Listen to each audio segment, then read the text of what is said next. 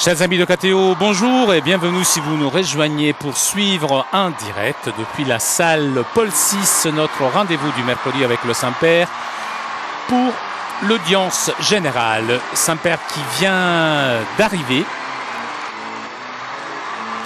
et qui devrait ouvrir d'ici quelques instants cette audience.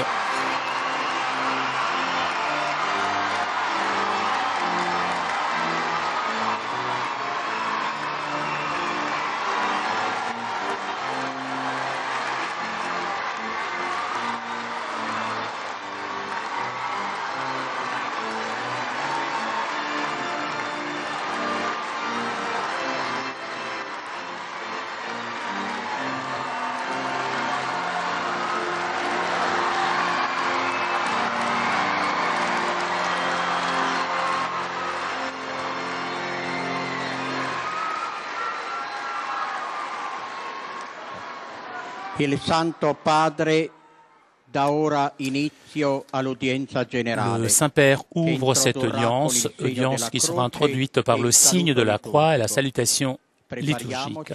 Apprêtons-nous à accueillir sa parole et à recevoir sa bénédiction.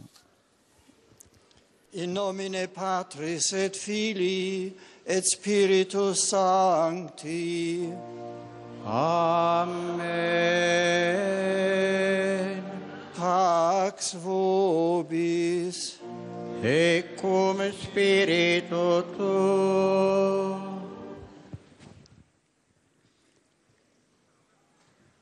Dalla prima lettera di San Paolo Apostolo a Timoteo.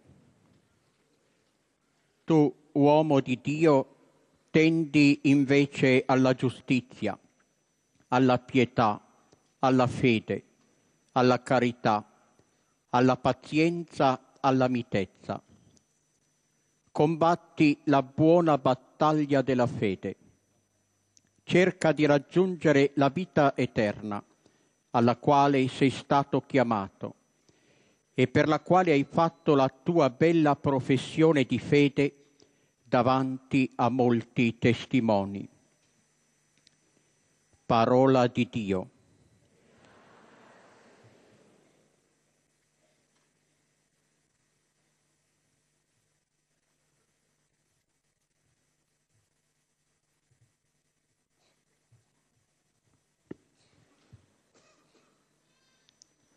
De la première lettre de Saint Paul apôtre à Timothée. Toi, l'homme de Dieu, cherche à être juste et religieux. Vis dans la foi et l'amour, la persévérance et la douceur. Continue à bien te battre pour la foi et tu obtiendras la vie éternelle. C'est à elle que tu as été appelé. C'est pour elle que tu as été capable d'une si belle affirmation de ta foi devant de nombreux témoins. Parole du Seigneur.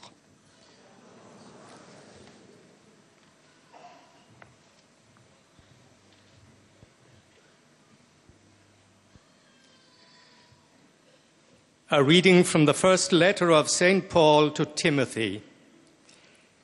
As a man dedicated to God, you must avoid all avarice.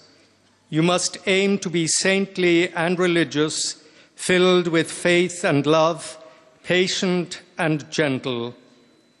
Fight the good fight of the faith and win for yourself the eternal life to which you were called when you made your fine profession in the presence of many witnesses. This is the word of the Lord.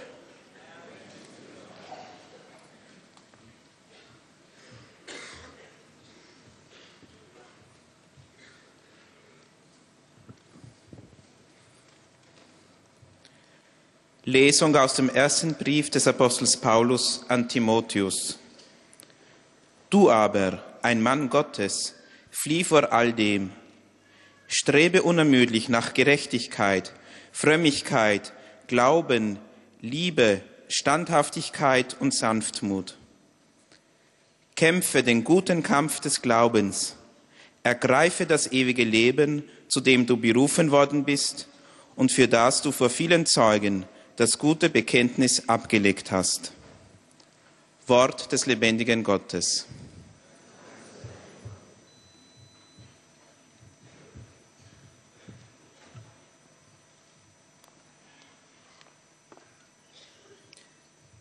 Lectura de la primera carta del apóstol San Pablo a Timoteo. Tú, en cambio, hombre de Dios, practica la justicia, la religión, la fe, el amor, la paciencia, la delicadeza. Combate el buen combate de la fe. Conquista la vida eterna a la que fuiste llamado y de la que hiciste noble profesión ante muchos testigos. Palabra de Dios.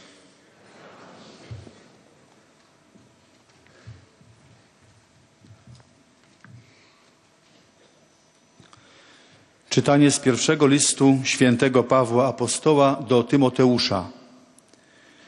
Ty natomiast, o człowiecze Boży, uciekaj od tego rodzaju rzeczy, a podążaj za sprawiedliwością, pobożnością, wiarą, miłością, wytrwałością, łagodnością. Walcz w dobrych zawodach o wiarę. Zdobywaj życie wieczne. Do niego zostałeś powołany i o nim złożyłeś dobre wyznanie wobec wielu świadków. Oto Słowo Boże.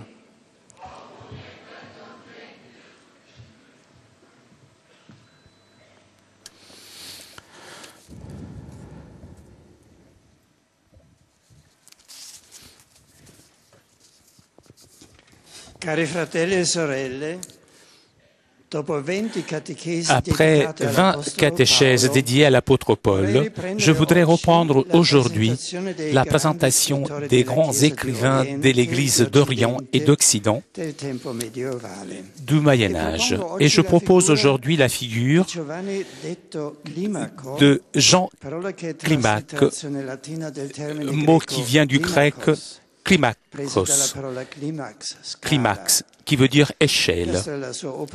Son œuvre principale, dans laquelle décrit la montée de la vie humaine vers Dieu. Il est né vers 575.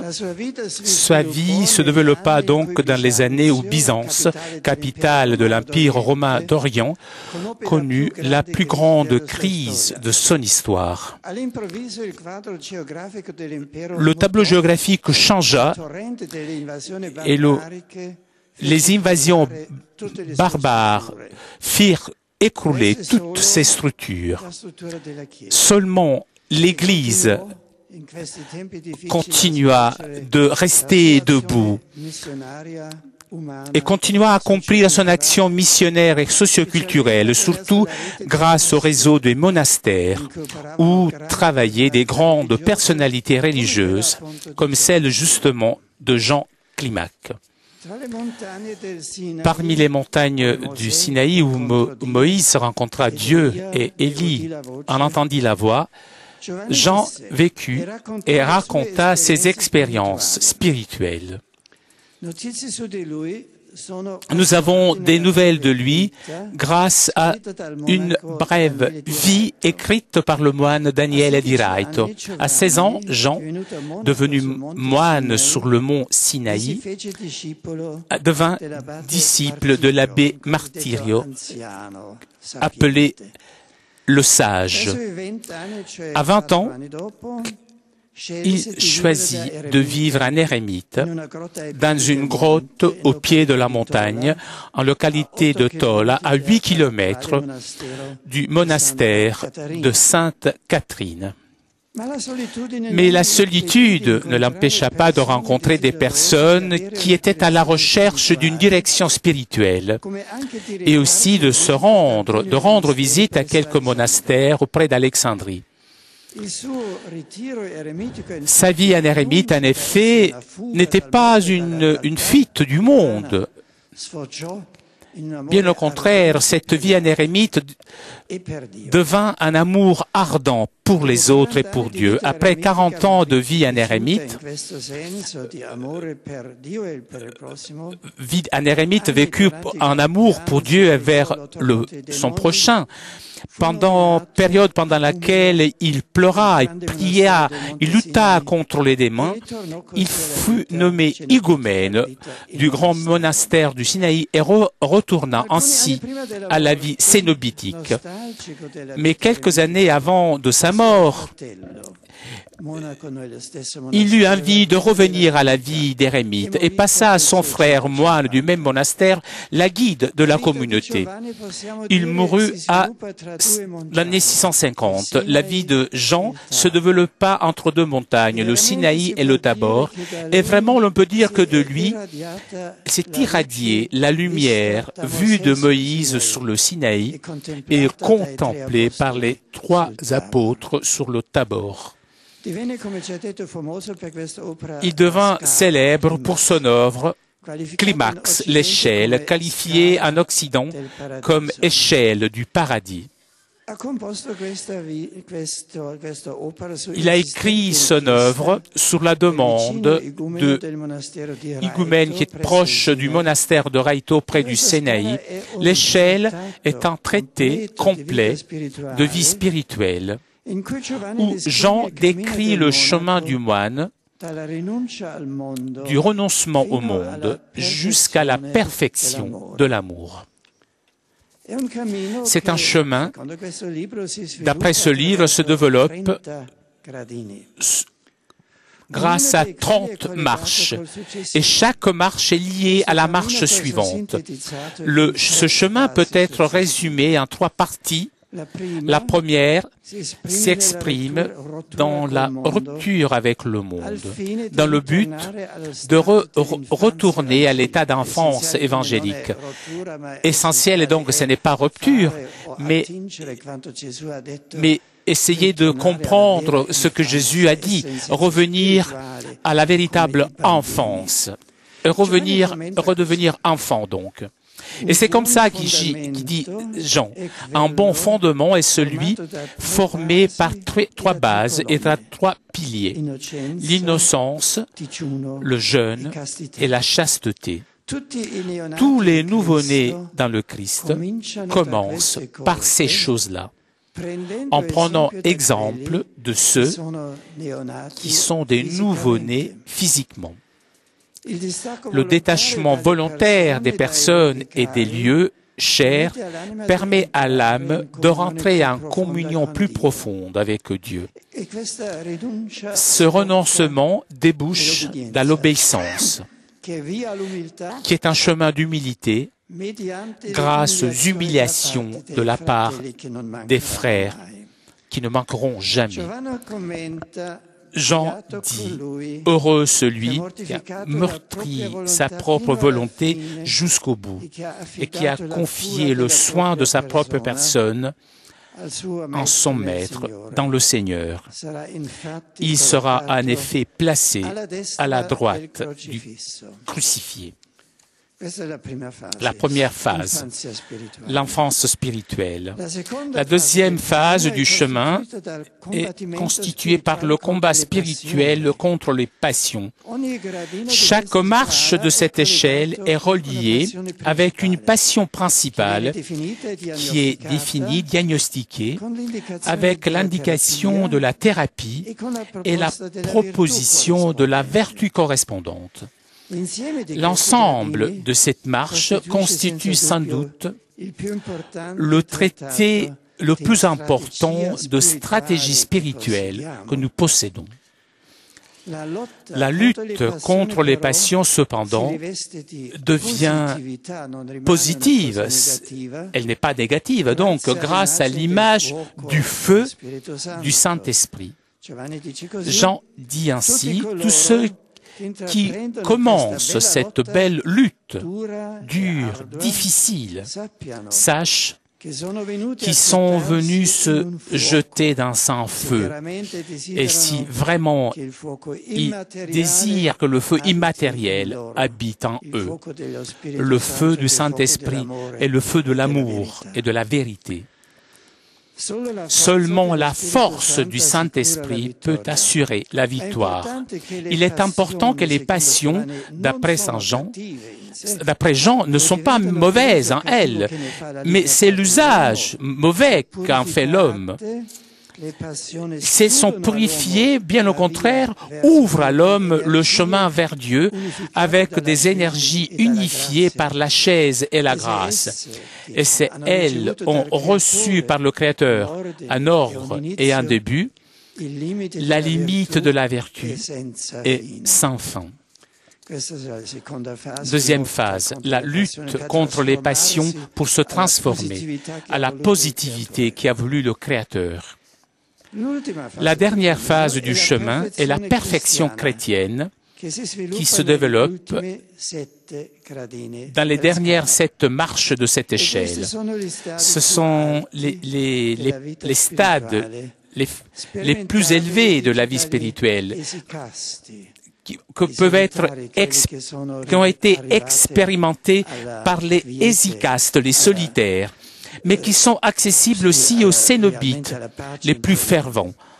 Solitaires mais accessibles sont aux cénobites les plus fervents. Des 3 premiers, simplicité, humilité et compréhension. Jean estime le plus important la capacité de comprendre. Tout en effet dépend des motivations les plus profondes qu'il faut évaluer.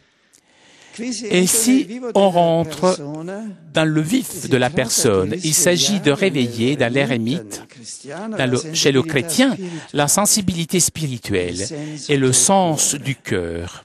Sensibilité, sens du cœur, don de Dieu, comme guide et règle de toutes choses après Dieu. Il dit, nous devons suivre notre conscience. De cette façon, on peut atteindre l'ézéchia, le calme de l'âme, grâce à laquelle l'âme peut se pencher sur l'abîme des mystères divins. L'état de paix intérieure prépare l'hésicaste à la prière, le solitaire à la prière, qui chez Jean est double, la prière corporelle et la prière du cœur. La première, la prière du corporel, appartient à ceux qui doivent se faire aider par des attitudes de corps, tendre les mains, gémir. La deuxième du cœur est spontanée, parce que c'est l'effet du réveil, de l'insensibilité spirituelle, don de Dieu, à qui pratique la prière corporelle. Chez Jean, cette prière du cœur prend le nom de prière de Jésus. Elle est constituée par l'invocation du nom de Jésus, une invocation continuelle comme la respiration. Il dit la mémoire de Jésus fasse un avec ta respiration.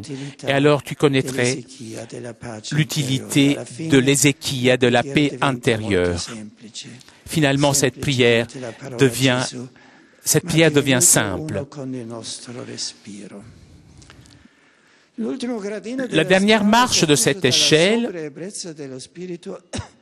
est dédiée à la Trinité des vertus, la foi, l'espérance et surtout la charité. De la charité, Jean parle aussi comme Eros, figure de l'union matrimoniale de l'âme avec Dieu. Il choisit encore l'image du feu pour exprimer l'ardeur, la lumière, la purification de l'amour pour Dieu. La force de l'amour humain peut être orientée de nouveau vers Dieu, comme sur l'olivier peut être placer de la bonne huile. Jean est persuadé que l'expérience de cet Eros fasse avancer l'âme beaucoup plus de la lutte contre les passions, parce que grande est sa puissance, plus important qu'à la lutte est l'éros et la positivité de notre chemin. Mais la charité est vue aussi un rapport étroit avec l'espérance. Il dit, la force de la charité est l'espérance. Grâce à l'espérance, nous attendons la récompense de la charité. L'espérance est la porte de la charité. L'absence de l'espérance anéantit la charité. À elle, à l'espérance, sont liées nos inquiétudes, notre travail. Et grâce à l'espérance, nous sommes entourés par la miséricorde de Dieu. La conclusion de l'échelle contient la synthèse de l'œuvre avec des mots que l'auteur fait dire à Dieu lui-même. Il dit que cette échelle t'apprenne la disposition spirituelle des vertus. Je suis sur le sommet de cette échelle, comme dit Saint Paul. Maintenant, je reste donc ces trois choses, la foi, l'espérance et la charité. Mais de toutes ces choses, la plus grande est la charité. Une question légitime se pose donc. L'œuvre d'un moine érémite qui a vécu il y a 1500 ans, est-ce que ce moine peut nous dire quelque chose sur le chemin de vie d'un homme qui a vécu toujours dans les montagnes? Est-ce que peut avoir une actualité pour nous? Cela peut sembler la première réponse peut être non, il est trop éloigné de nous. Mais si nous regardons de plus près, nous pouvons voir que cette vie monastique est seulement un signe grand de la vie baptismale, de la vie de chrétien. Montre presque, pour ainsi dire, en majuscule ce que nous écrivons tous les jours en minuscule. Un signe prophétique dans lequel nous pouvons voir ce qu'est vivre en tant que baptisé en communion avec le Christ et avec sa mort et sa résurrection. Important est pour moi le fait que le sommet de cette échelle, les dernières marches, sont en même temps les vertus fondamentales, les plus simples. La foi, l'espérance, la charité ne sont pas des vertus accessibles seulement à des héros. Ce sont les vertus qui sont un don de Dieu et dans lesquelles grandit aussi notre vie.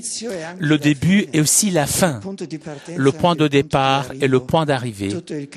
Tout ce chemin va vers une réalisation radicale de foi, d'espérance et de charité.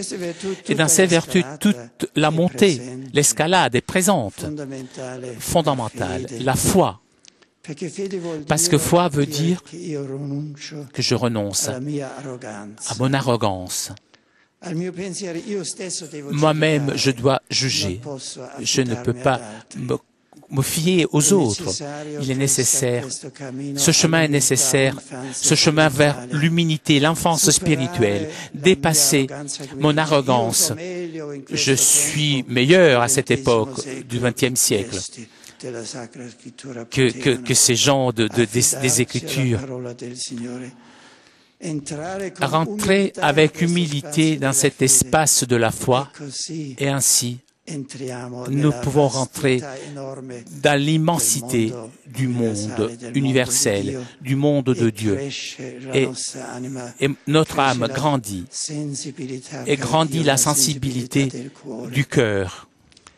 Et l'espérance, à juste titre, dit seulement l'espérance nous rend capables pour la charité. L'espérance dans la charité, nous transcendons des choses de tous les jours. Nous n'attendons pas le succès aujourd'hui ou demain. et combien de choses on peut avoir ici. Mais nous attendons à la fin finalement Dieu lui-même. Et seulement dans cette autotranscendance, notre vie devient grande et nous pouvons supporter les déceptions de tous les jours. Nous pouvons être bons, généreux avec les autres. Seulement s'il y a Dieu, l'espérance grande à laquelle je peux arriver, je peux faire chaque jour des petits pas de ma vie et ainsi apprendre la charité. Et dans la charité se cache le mystère de la prière, de la connaissance personnelle de Jésus. Cette prière simple qui veut toucher le cœur de Jésus et ainsi ouvrir son propre cœur, apprendre de lui sa bonté, son amour. Alors, essayons cette escalade, cette espérance, charité, et ainsi nous pourrons arriver à la véritable vie.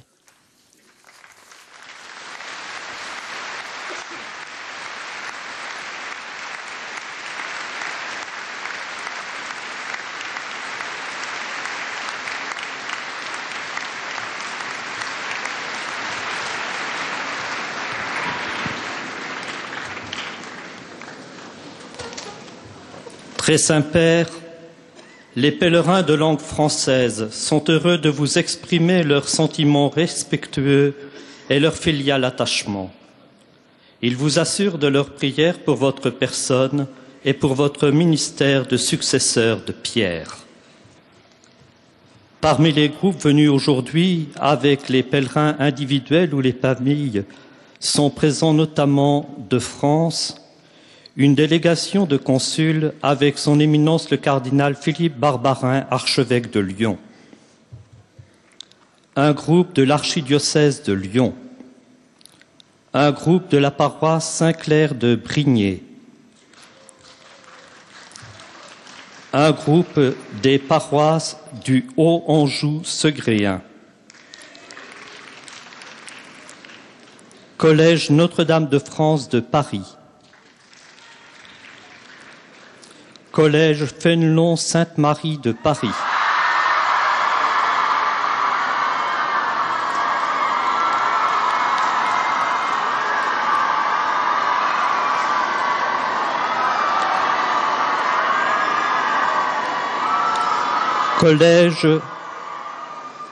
Collège Saint-Joseph de Parchamps de Boulogne-Billancourt. Collège La Rochefoucauld de Paris. École normale catholique de Paris.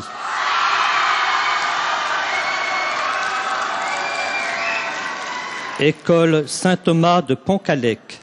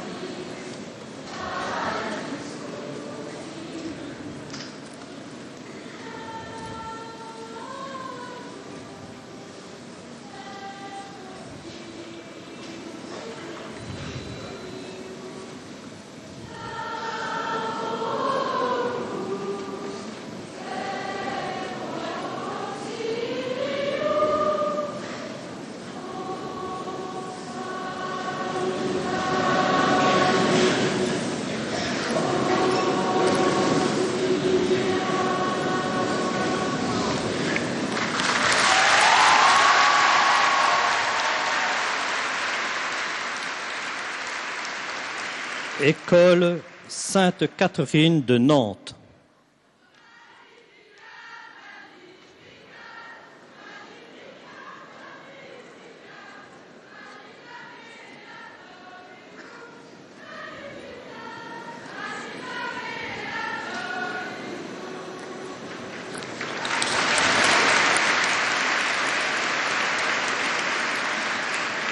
Institut de la Tour.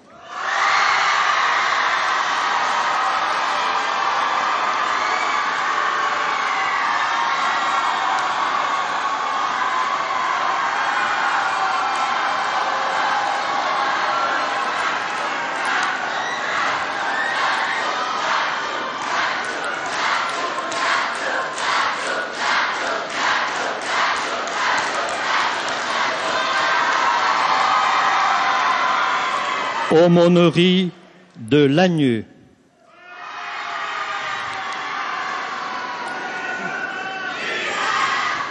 Aumônerie de Meximieux.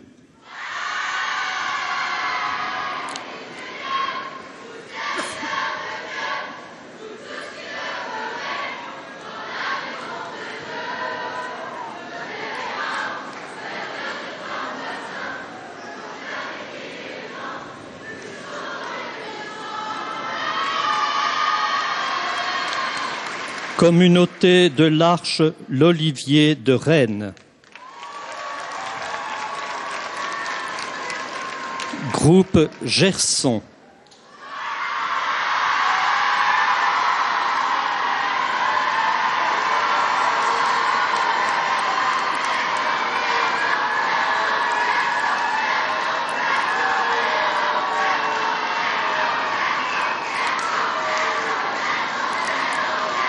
Association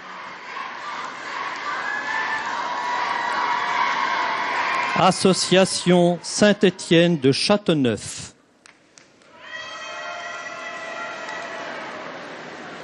À la fin de cette audience, nous chanterons le Notre Père en latin que vous pouvez trouver au verso de votre billet d'audience. Puis le Saint-Père donnera la bénédiction apostolique. Il l'accorde à toutes les personnes qui vous sont chères, spécialement aux enfants, aux malades et aux personnes qui sont dans l'épreuve. Il bénira également les autres objets de dévotion que vous avez apportés à cette intention.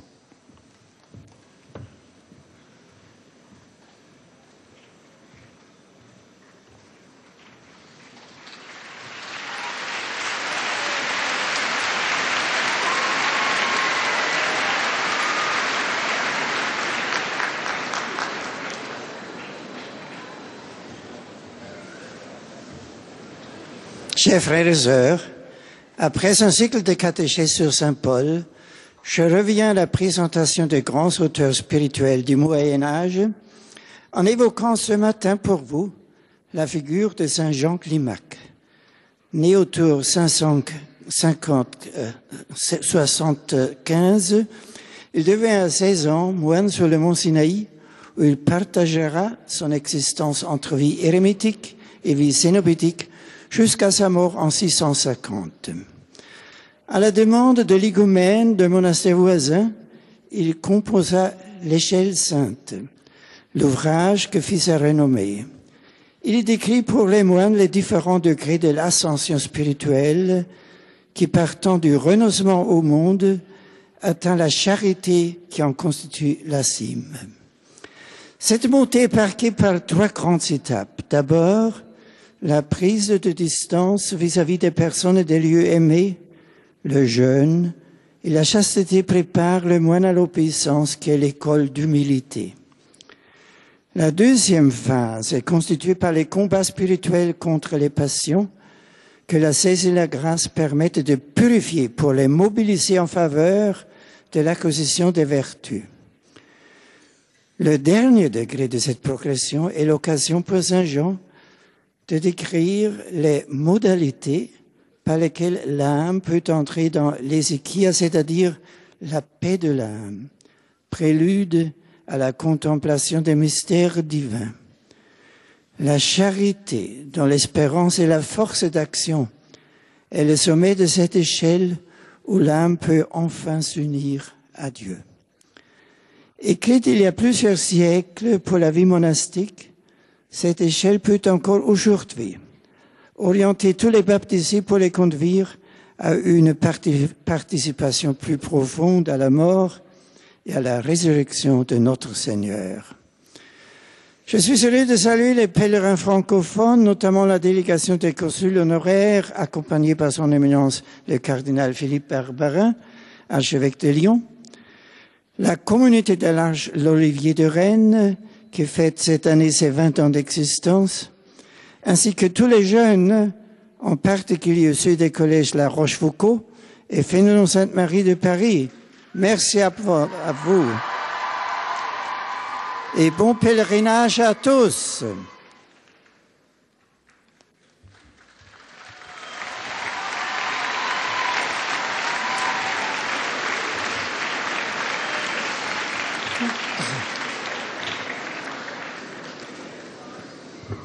Most Holy Father, the English-speaking visitors and pilgrims are happy to have this occasion to express to you their sentiments of respect and esteem. Et comme d'habitude, après les fidèles francophones, c'est au tour des fidèles anglophones de saluer le Saint-Père par l'intermédiaire de leur porte-parole. Et l'on salue maintenant les différents groupes présents aujourd'hui. Students and staff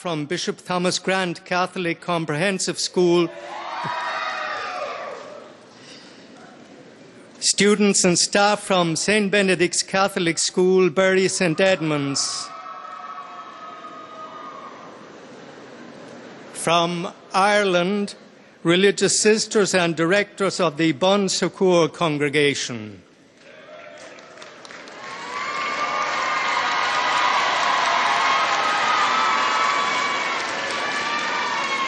From Denmark, a group of Vietnamese pilgrims.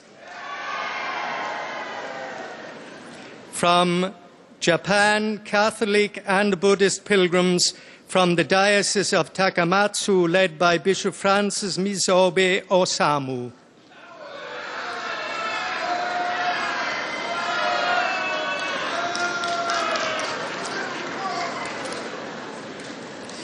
From Taiwan, members of the Association of Papal Knights and the Knights of the Holy Sepulchre, Kaohsiung.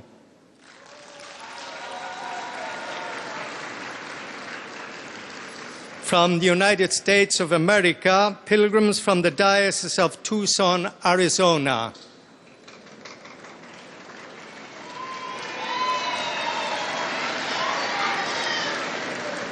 Pilgrims from St. Paul's Parish, Salisbury, Indiana.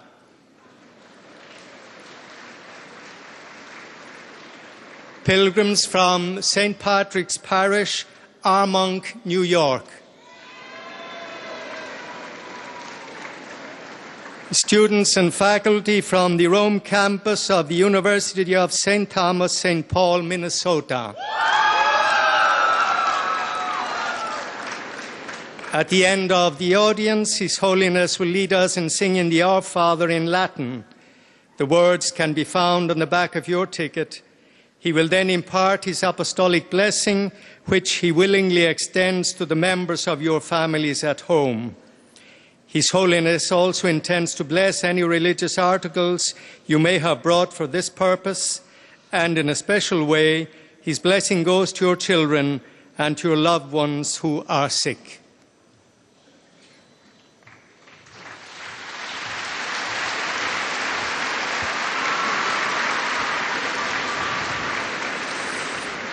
Dear brothers and sisters, today we recommence our catechesis on the great Christian writers of both East and West.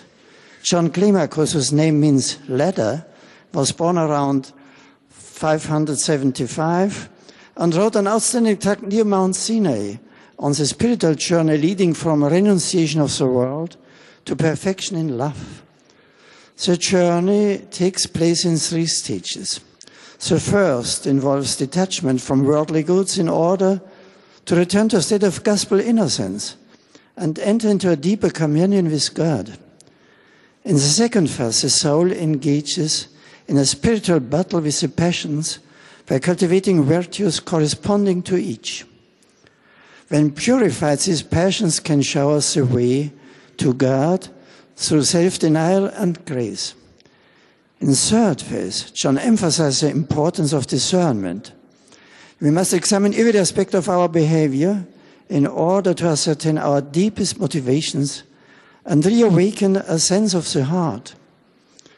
This leads to tranquility of soul, Ezekiel, which prepares us to probe the depths of the divine mysteries. The last rung of the ladder consists in faith, hope, and charity. John's account of charity includes eros, or human love, which points towards the nuptial union of the soul with God. May John's spiritual letter remind all of us who share in the death and the resurrection of Christ through baptism that we are called to continual conversion and purification with the help of the Holy Spirit. I am pleased to greet all the English-speaking visitors present to this audience, especially pilgrims from Japan, Taiwan, Denmark, England, Le Saint-Père salue maintenant les différents groupes anglophones, des groupes venus d'Angleterre, d'Irlande, des États-Unis d'Amérique, du Japon, de Taïwan, du Danemark. Saint-Père qui accorde sa bénédiction apostolique au présent. Et nous arrivons maintenant aux salutations des fidèles germanophones. Dem Nachfolger des heiligen Petrus durch die Teilnahme an dieser Audienz aufrichtige Verbundenheit, Dankbarkeit und Verehrung. Sie versichern sie zugleich ihres besonderen Gebetsgedenkens für den apostolischen Dienst als Hirte der universalen Kirche. Neben zahlreichen Einzelpilgern sind heute folgende Gruppen gemeldet. Aus der Bundesrepublik Deutschland. Pilgergruppen aus den Pfarrgemeinden St. Joseph Bergisch Gladbach und St. Goar Flieden. Ferner eine Pilgergruppe aus dem Bistum Trier und eine Pilgergruppe aus Beiting. Studierende des Kirchenrechts der Universitäten Augsburg, Bochum, München und Potsdam. Lutherisches Benediktinerkloster Bursfelde, Beamte der Bundespolizei, Schaustellerverein Rote Erde Dortmund,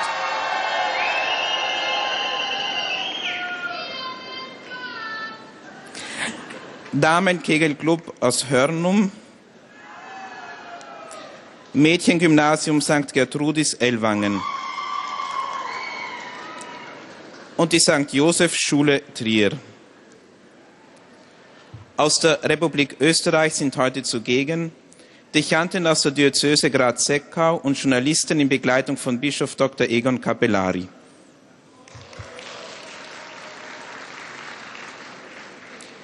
Ferner Pilgergruppen aus den Pfarren Augsdorf, St. Michael, Deutsch-Tschantschendorf, Friesach, Maria Elend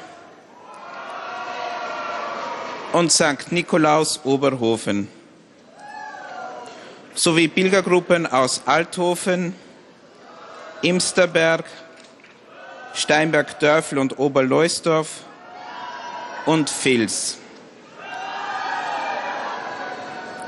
sowie ein Kreis junger Missionare aus den Diözesen Feldkirch und Innsbruck. Zum Schluss dieser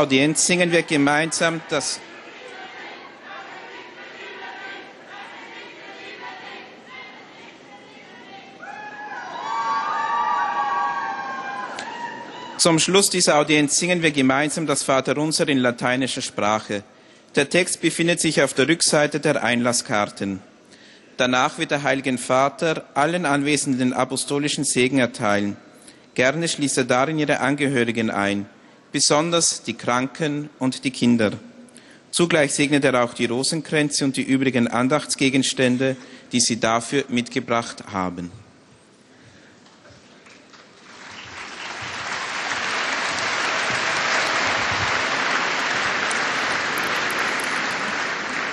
Et voici Liebe le Brüder résumé und de la Schwestern, catéchèse du Saint-Père nach en 20 allemand. Katechesen, die ich über den heiligen Paulus gehalten habe, möchte ich jetzt wieder den Faden von vorher aufnehmen und bedeutende Kirchenschriftsteller darstellen. Wir sind angelangt im 6. Jahrhundert. Ich setze also heute diese Reihe mit einem im Westen wenig bekannten, aber wichtigen Kirchenschriftsteller, Johannes Climacus, fort. Er ist um 575 geboren und wurde mit 16 Jahren Mönch auf dem Berg Sinai. Er hat 40 Jahre lang dort als Eremit gelebt, ehe er Abt des großen Mönchsklosters auf dem Berg Sinai wurde. Sein Beiname Climacus ist von dem griechischen Wort Klimax abgeleitet, das deutsch die Leiter heißt. Es kommt davon her, dass er in seinem Hauptwerk das Leben des Christen als Aufsteigen auf einer Leiter darstellt, das ganze Leben als Aufstieg zu Gott hin. Er beschreibt also 30 Stufen dieses Aufstieges. In einer ersten Phase der Askese erfolgt zunächst die Abkehr von dem Gewohnten, von dem bisher Eigenen, als Voraussetzung für ein inneres Freiwerden zu einer tieferen Gemeinschaft mit Gott.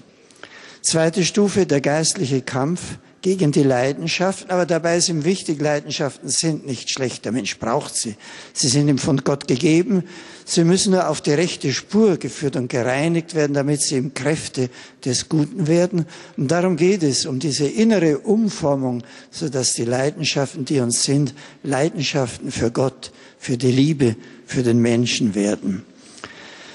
Der Mensch, so sagt er, kann das freilich nicht alleine, er muss sich dem Feuer des Heiligen Geistes aussetzen, der brennt ihn um und macht ihn gerade so reif und frei. In der dritten Phase ist wichtig die Demut und die Unterscheidungsgabe, damit die innere Empfindsamkeit des Herzens für Gott geweckt wird. Denn wir alle leiden darunter, dass wir von so vielen anderen Eindrücken umgetrieben, unempfindlich für die Gegenwart Gottes, für das leise Anrühren an unser Herz geworden sind. Und diese Empfindsamkeit für Gott wieder zu wecken, ist eine wesentliche Stufe, damit der Mensch innerlich zum Frieden kommt. Er nennt es Hesychia, zur inneren Freiheit, in der dann das sogenannte Jesusgebet entsteht, in dem unser Atmen zugleich ein Sprechen des Wortes Jesus ist. Und am Ende der Leiter, dies ist überraschend, in der eigentlichen Höhe stehen nicht irgendwelche besonders schwierigen Tugenden, sondern am Ende der Leiter als die eigentliche Höhe der christlichen Existenz steht das ganz Einfache. Glaube, Hoffnung und Liebe.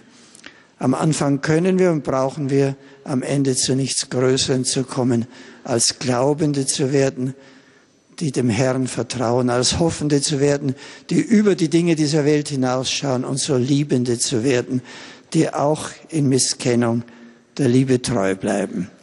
Ziel nicht nur des monastischen Lebens, sondern einfach des Lebens als getaufter Mensch ist eben dieses Ankommen in Glaube, Hoffnung und Liebe. Und so wird sichtbar, dass der Mönch eigentlich nur sozusagen im großen Stil radikal darzuleben versucht, was uns alle angeht. Die Einheit mit Christus in den 3 großen Tugenden.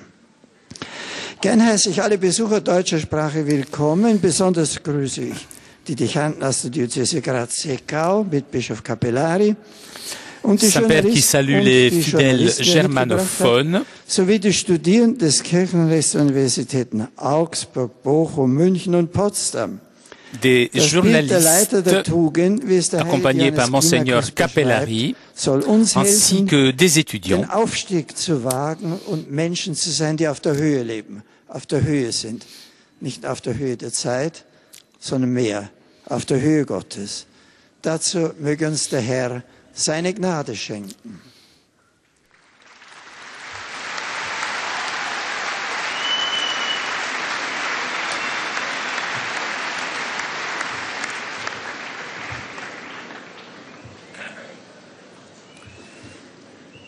Santo Padre, los visitantes y peregrinos de lengua española y portuguesa. C'est au tour maintenant des fidèles de langue espagnole et des fidèles de langue portugaise de saluer le sus Saint-Père. sentimientos de filial afecto, que acompañan con sus oraciones por vuestras intenciones de pastor de toda la Iglesia. además de pequeños grupos y familias venidos de España y de América Latina, están aquí presentes. De España, peregrinación de las diócesis de Plasencia y de Alcalá de Henares.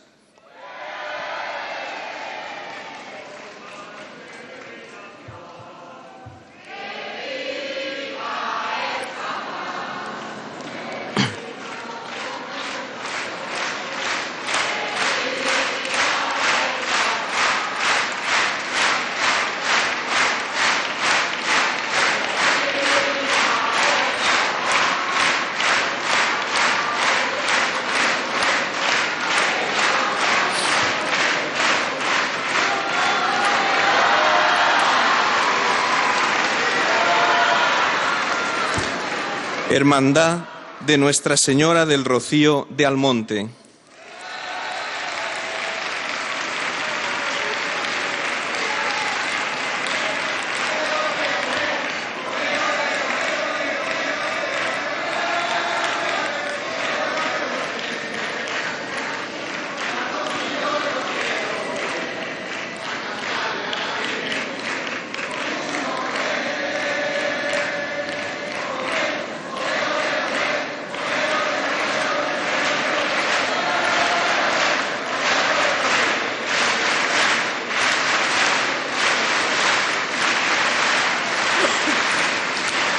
De Portugal,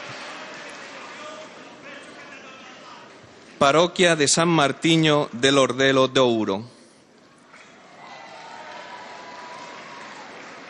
Parroquia de Cristo Rey de Santa Bárbara Gaia do Porto.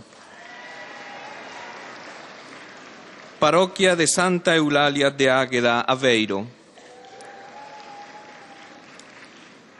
E Parroquia de Nosa Señora de Lourdes de Coimbra.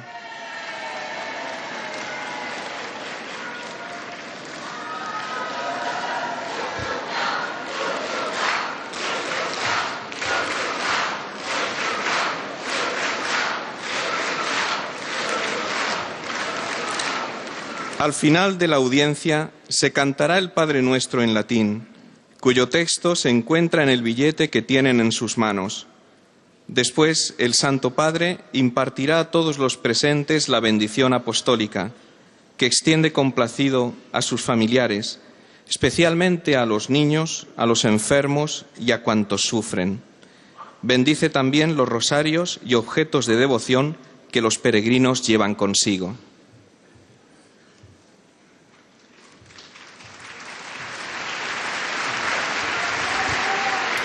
Et voici donc le résumé de la catéchèse du Saint-Père en espagnol. Hermanos y hermanas, después del ciclo dedicado a San Pablo, continuamos con los grandes escritores eclesiásticos del Medioevo. San Juan Clímaco vivió entre las montañas del Sinaí como eremita y monje en una época de profunda crisis a causa de las invasiones de los bárbaros. Su vida se caracterizó por un intenso amor a Dios y a los demás.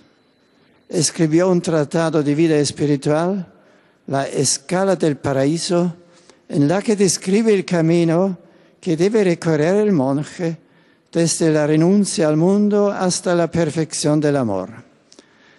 En la primera fase se trata de la ruptura con el mundo para volver al estado de infancia espiritual. Después, la lucha espiritual contra las pasiones para adquirir las virtudes.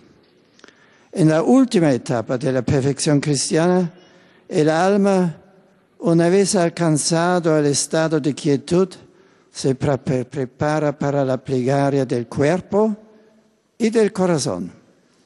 El autor concluye tratando de las tres virtudes teologales y subrayando con San Pablo la primacía de la caridad sobre las demás. Es un escrito actual para los cristianos de hoy, pues señala la dirección hacia la que todos en la Iglesia deben de tender, la participación en la muerte y resurrección de Cristo, comenzada con el bautismo. Saludo cordialmente a los fieles de lengua española aquí presentes. Le Saint-Père salue les fidèles de langue espagnole présents aujourd'hui.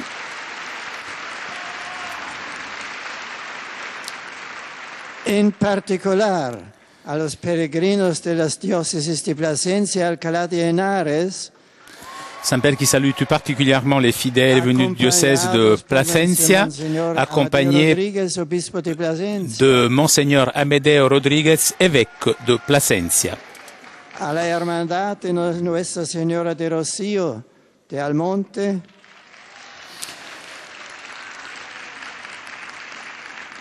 como a los demás grupos venidos de España, México y otros países latinoamericanos. Aliento a todos a aprovechar peregrinación a Roma. Je vous souhaite de profiter de votre pèlerinage à Rome pour approfondir votre foi et ressentir la joie d'appartenir à l'Église. Que Dieu vous bénisse. Saludos peregrinos de lingua portuguesa. Saint-Père qui salue maintenant les fidèles de langue portugaise. Nomeadamente os de Portugal, das paróquias de São Martinho del Ordelo de Ouro, Saint-Père qui salue des fidèles venus de différentes paroisses Santa Eulalia de Águeda, du e da Nossa Senhora Portugal. de Lourdes de Coimbra. A todos faço votos de uma feliz estadia na cidade eterna. Je vous souhaite un bon séjour dans la ville éternelle et que votre rencontre avec le successeur de Pierre renforce vos propos d'unité et de communion dans l'unique foi dans le Christ Jésus, notre Seigneur. Que Dieu vous bénisse.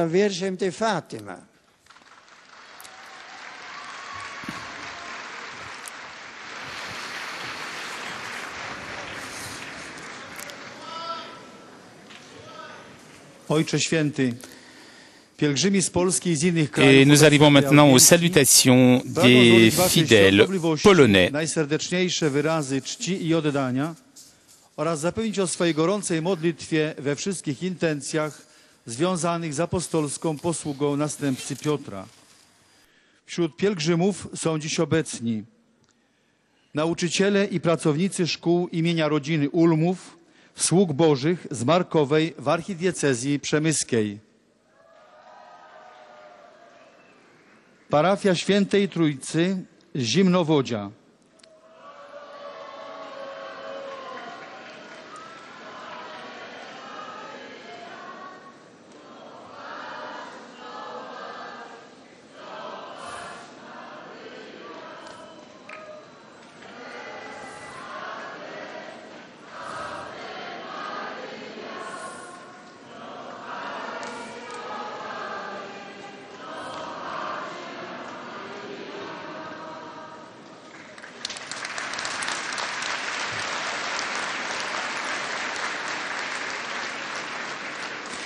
Są obecni także pielgrzymi indywidualni z Polski, z zagranicy oraz wierni z Słoweńskiej Republiki, i z Czeskiej Republiki, i z Chorwackiej, i z Lietuvos, i z Słowenii. Na zakończenie audiencji zaśpiewamy wspólnie modlitwę Ojcze Nasz po łacinie. Jej tekst znajduje się na odwrocie karty wstępu na audiencję. Następnie Ojciec Święty udzieli wszystkim tu obecnym swego apostolskiego błogosławieństwa, obejmując nim również ich rodziny, dzieci, chorych i cierpiących. Pobłogosławi także różańce oraz inne przedmioty kultu, jakie pielgrzymi przynieśli ze sobą. A oto streszczenie katechezy wygłoszonej dzisiaj przez Ojca Świętego. Bracia i siostry, po zakończeniu katechez dedykowanych świętemu Pawłowi powracamy myślą do wielkich pisarzy Kościoła. Jednym z nich jest Jan Klimak. Urodził się około 575 roku. Mając 16 lat wstępuje do klasztoru na Synaju, który opuszcza po 3 latach, by rozpocząć życie eremickie. Po 40 latach pobytu na pustyni zostaje przełożonym klasztoru. Wkrótce jednak powraca ponownie na pustynię, gdzie umiera około 650 roku. Jest autorem sławnego dzieła pod tytułem Drabina raju. Poucza w nim swoich braci mnichów, w jaki sposób mają dążyć do doskonałości. W pierwszej części dzieła omawia wady, jakie stają na drodze do zjednoczenia z Bogiem. Przypomina o potrzebie życia Ewangelią, oderwania się od świata, zachowywania postów i czystości. W drugiej części podejmuje zagadnienie duchowej walki z namiętnościami. Podkreśla, że panowanie nad nimi osiąga się dzięki praktykowaniu cnót. W trzeciej części wskazuje, że doskonałość osiąga się dzięki prostocie, pokorze, mądrości i modlitwie pokoju. Celem tych dążeń jest ekstaza ducha zatopionego w tajemnicy Boga. Dążenie do doskonałości, wskazane przez Jana Klimaka, dotyczy w gruncie rzeczy nie tylko ascetów pustyni, ale każdego z nas. Przez chrzest święty zostaliśmy bowiem wezwani, by wzrastać w miłości ku pełni zjednoczenia z Bogiem.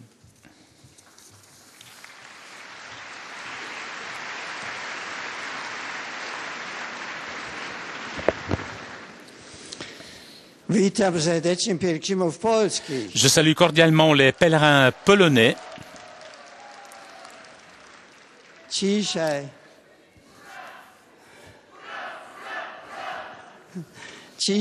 Aujourd'hui, dans la mémoire de Notre-Dame de Lourdes, nous célébrons la journée mondiale du malade. Je salue donc tout particulièrement les malades, tous ceux qui souffrent et tous ceux qui s'occupent des malades. Je confie tous les malades à la Vierge Immaculée. Que la bénédiction apostolique vous apporte du réconfort. Bien volontiers, j'accorde ma bénédiction à tous les présents. Je salue les fidèles hongrois. Je salue cordialement les fidèles hongrois, surtout les élèves de l'école supérieure de théologie La Sapientia de Budapest. Que votre séjour à Rome soit l'occasion pour faire grandir votre foi. Bien volontiers, je vous accorde ma bénédiction apostolique à vous et à vos proches.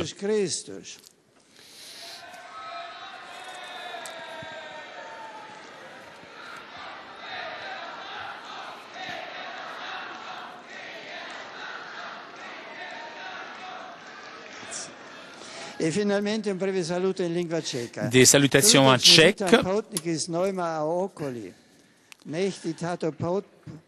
Que votre pèlerinage auprès des tombes des apôtres Pierre et Paul fasse grandir en vous le désir d'une perfection spirituelle.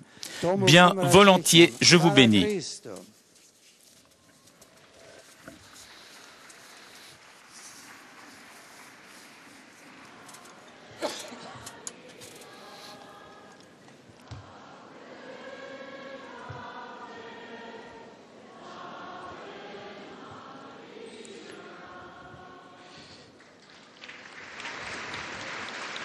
Beatissimo Padre, et nous arrivons maintenant aux salutations des fidèles de langue italienne. E l'accompagnano con fervide preghiere al Signore per tutte le intenzioni del vostro universale ministero apostolico. Da diversi paesi sono presenti i vescovi amici del movimento dei focolari. Et l'on salue les évêques amis des mouvements des focolari et de la communauté de Sant'Egidio.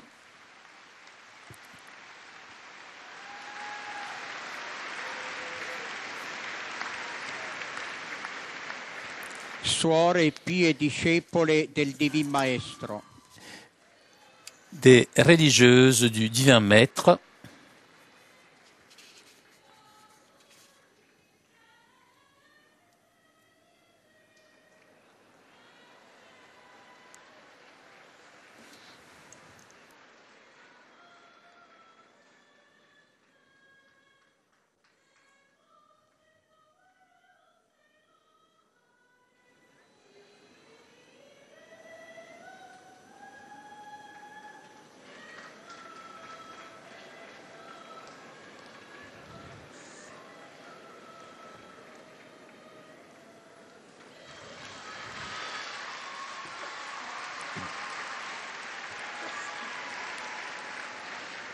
Dall'Italia i gruppi di fedeli dalle seguenti parrocchie. Et l'on salue maintenant les fidèles venus de différentes paroisses de la péninsule italienne. Santa Maria Nascente in Coccaglio. Santi Jacopo e Giorgio in Monte Calvoli.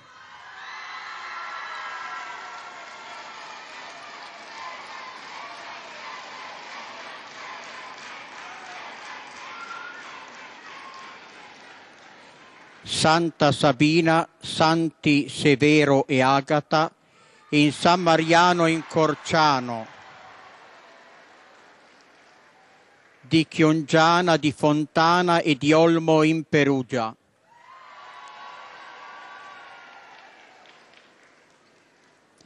Natività di Maria in Roma.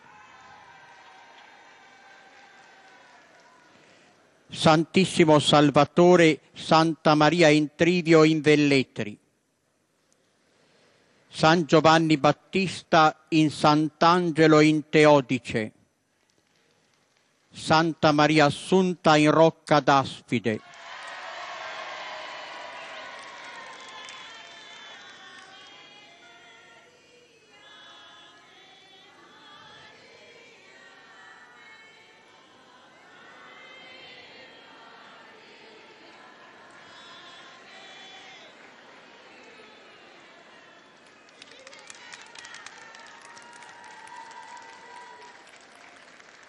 Sacro Cuore di Gesù in Martirano Lombardo.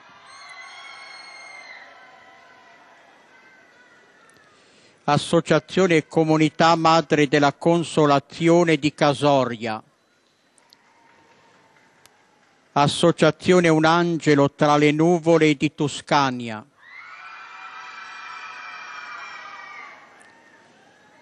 Gruppo Donatori di Sangue Fratres di Seclì.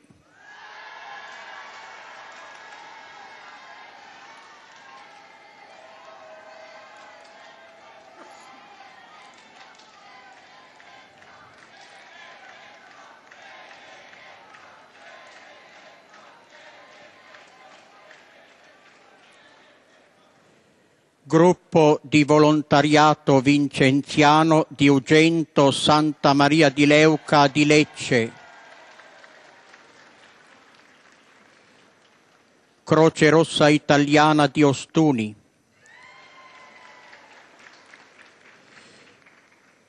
Gruppi di studenti dai seguenti istituti: Istituto per l'Industria e l'Artigianato di Poggio Mirteto,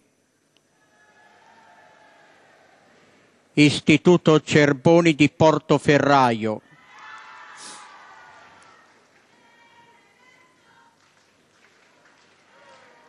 Scuola Aldo Moro di Marcianise,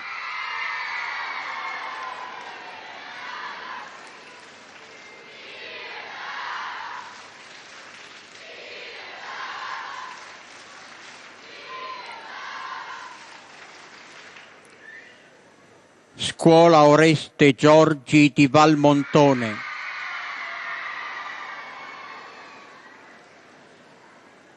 Scuola Casalinuovo di Catanzaro, gruppi di fedeli da Valentano,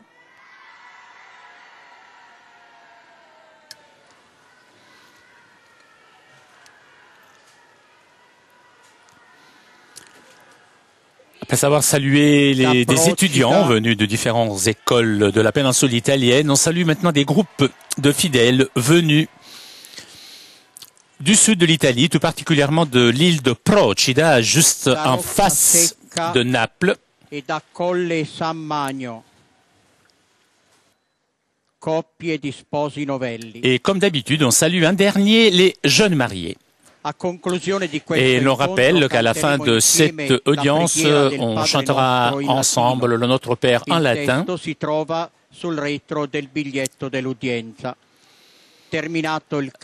À la fin du chant, le Saint-Père accordera à tous les présents sa bénédiction apostolique, bénédiction que le Saint-Père adresse tout particulièrement aux enfants, aux malades et à tous ceux qui souffrent.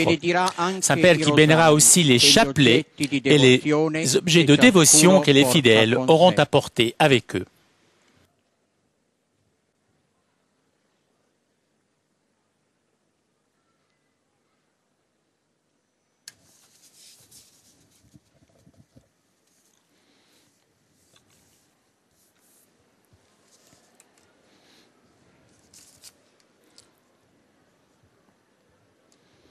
Cari fratelli e sorelle, saluto con affetto i pellegrini di lingua italiana. Je salue avec affection les pèlerins de langue italienne.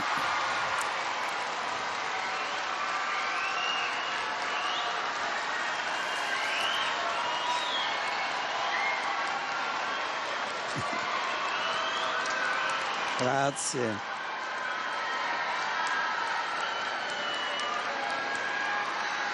Grazie. Je salue tout particulièrement les évêques venus pour les rencontres promues par le mouvement des Focolari et par la communauté de Sant'Egidio.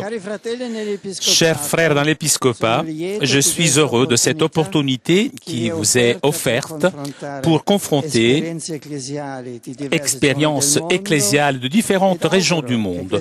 Et je souhaite que ces jours de prière et de réflexion puissent apporter des fruits abondants pour vos communautés. Je salue aussi les fidèles de Velletri et je les exhorte à être toujours plus des témoins authentiques de Dieu et de son amour pour les hommes. Je salue aussi les fidèles venus de Vicenza et de Santa Maria de Leuca. Et je vous encourage à poursuivre avec générosité dans vos activités de charité au profit de ceux qui sont le plus dans le besoin. Et je salue pour terminer les jeunes, les malades et les jeunes mariés. Nous célébrons aujourd'hui la fête de Notre-Dame de Lourdes. Je vous invite, vous, chers jeunes, à vous confier toujours à la protection maternelle de Marie, afin qu'elle vous aide à garder un cœur généreux et plein d'enthousiasme apostolique. Que Notre-Dame de Lourdes, à qui se confient beaucoup de malades dans le corps, dans l'esprit, adresse sur vous tous, chers frères et sœurs malades, son regard de consolation et d'espérance, et vous soutiennent pour porter votre croix quotidienne en union étroite avec la croix rédemptrice du Christ. Que Marie vous accompagne, vous, chers jeunes mariés, dans votre chemin, afin que vos familles soient de communautés d'une vie spirituelle intense et d'un témoignage chrétien concret.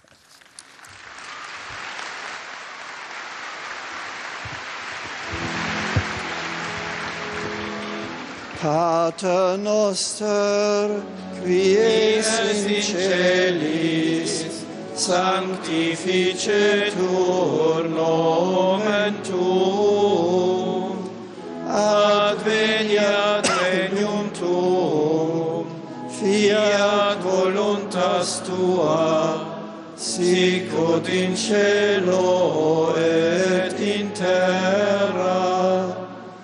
Panem nostrum quotidianum da nobis hodie, et dimitte nobis debita nostra, sicut et nos dimittimus debitoribus nostris, et ne nos inducas in tentationem, sed libera nos a malo. Sit nomen Domini benedictum, ex hoc nunc et usque in saeculum. Adiutorium nostrum in nomine Domini, qui fecit celum et terram. benedicat vos omnipotens Deus, Pater et Filius et Spiritus Sanctus. Amen.